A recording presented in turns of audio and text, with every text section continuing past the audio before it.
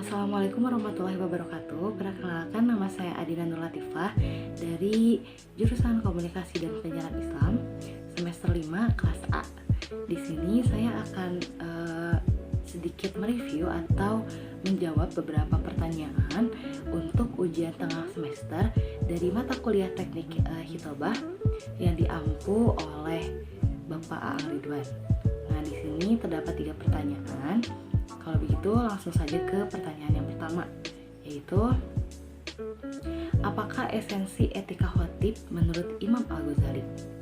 Sebagaimana kita tahu bahwa Imam Al-Ghazali ini merupakan seorang ulama, seorang pemikir atau filsuf Islam yang sangat terkemuka. Pemikirannya ini banyak menyumbangkan untuk kemajuan manusia di era dahulu sampai sekarang. Nah, salah satunya ia juga pernah menjelaskan ada 15 etika atau adab seorang khotib dalam risalahnya itu yang berjudul Al-Adab Fiddin, yaitu dalam Majmu'ah Rasail Al-Imam Al-Ghazali. Dari ke-15 etika tersebut saya akan menjabarkannya satu persatu. Yang pertama yaitu berangkat ke masjid dengan pikiran dan hati yang tenang.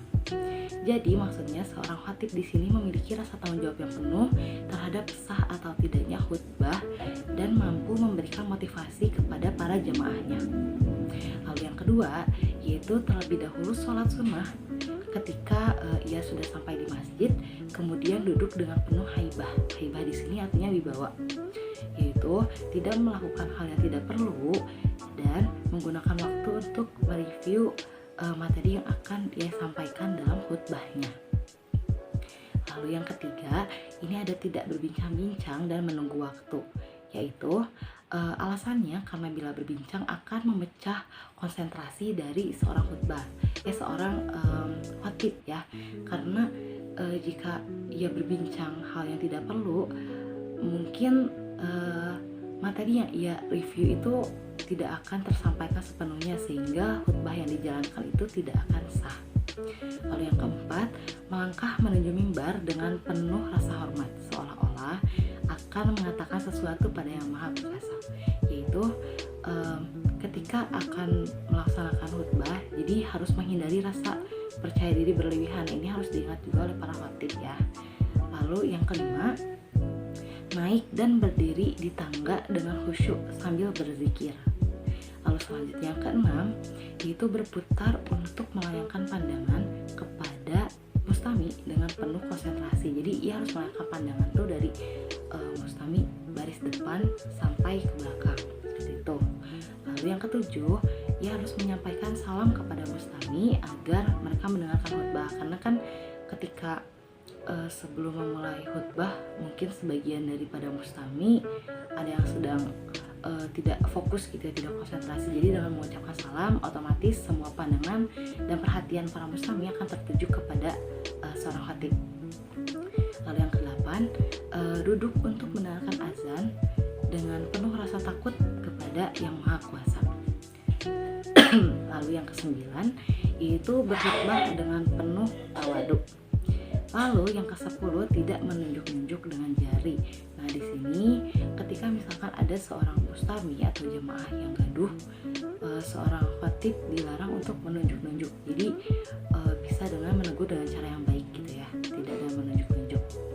Lalu yang ke-11, yaitu merasa yakin bahwa yang disampaikan ini bermanfaat. Nah, di sini materi khutbah yang disampaikan itu harus berisi atau materinya itu harus yang bermanfaat gitu ya bagi para jamaah. Lalu yang ke-12, memberi isyarat kepada jamaah agar berdoa. Nah, isyarat di sini bisa dilakukan seorang khatib dengan mengangkat kedua jarinya sehingga para mustama atau jamaah otomatis akan mengikuti dan tahu gitu kalau misalkan saat itu khatib mengajak para jamaah untuk berdoa. Lalu yang ke-13, turun dari mimbar bila muazin telah siap untuk iqomah. Nah, di sini diikuti oleh para jamaah itu dengan berdiri gitu ya. Itu tuh sebuah kode juga gitu kalau misalkan siap untuk melaksanakan contohnya sholat Jumat seperti itu. Lalu yang ke-14 adalah tidak bertakbir sebelum jamaah tenang. Jadi bila jamaah dalam pandangan jangkauannya sudah terlihat diam dan berdiri dengan rapat, maka bisa mulai melakukan takbiratul ihram. Lalu yang ke-15 ini merupakan etika yang terakhir, mulai sholat dan membaca ayat-ayat Al-Quran dengan tartil. Nah, setelah takbiratul ihram ini bisa diikuti oleh para jamaah imam dan dapat membaca surat Al-Fatihah dan dilanjutkan dengan surat lainnya secara tartil gitu ya. Selanjutnya ke pertanyaan yang kedua, yaitu apa saja sih unsur-unsur etika dalam kegiatan hitobah yang harus dimiliki oleh seorang khatib maupun jamaah. Nah, sebagaimana kita tahu bahwa dalam melaksanakan ibadah sholat Jumat ini memiliki kedudukan atau posisi yang sangat sakral sehingga tidak boleh dipermainkan, maka ada beberapa unsur etika yang harus dimiliki oleh jamaah khususnya ketika mendengarkan khutbah Jumat gitu ya.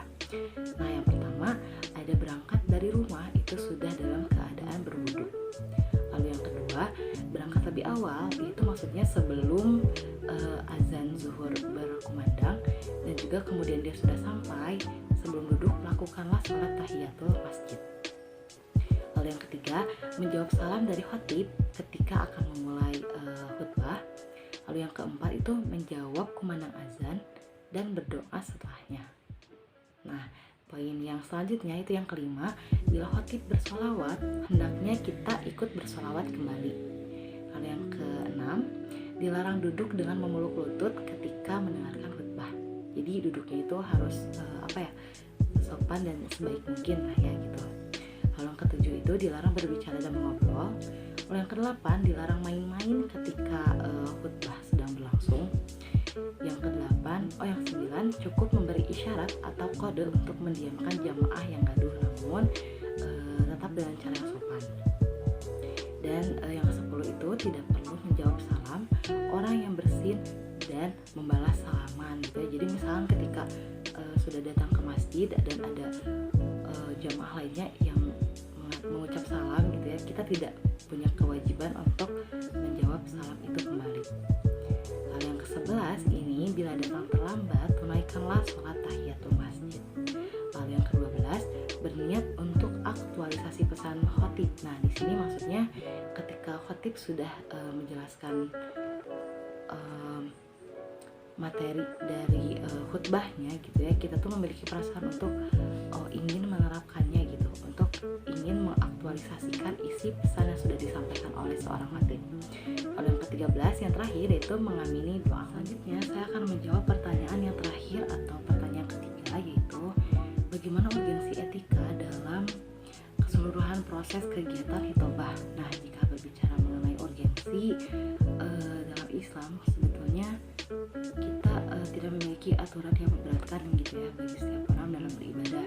Namun ketika kita beribadah, khususnya kita akan menghadap Allah Subhanahu wa Ta'ala, selayaknya kita akan menghadap orang yang penting gitu ya, kita harus menerapkan kebersihan gitu ya, kerapihan pada diri kita. Nah, hal itu juga sebaiknya diterapkan ketika kita akan melaksanakan sholat, terlebih sholat Jumat yang posisinya ini sangat sakral gitu ya.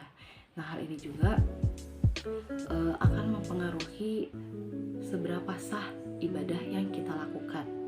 Dengan begitu banyak manfaat yang dapat kita ambil gitu ya, seperti mendengarkan khutbah dari khatib dengan seksama, sehingga kita akan mendapatkan apa sih pesan yang ingin disampaikan dari isi khutbah tersebut, sehingga pesan tersebut dapat kita aktualisasikan pada diri kita dan akan bermanfaat bagi kehidupan kita seperti itu. Juga dalam setiap ibadah pasti pahala yang Allah berikan itu sangat besar. Jadi urgensinya yaitu untuk mendapatkan ridho dan pahala dari Allah Subhanahu wa Ta'ala. Terima kasih, sekian, maaf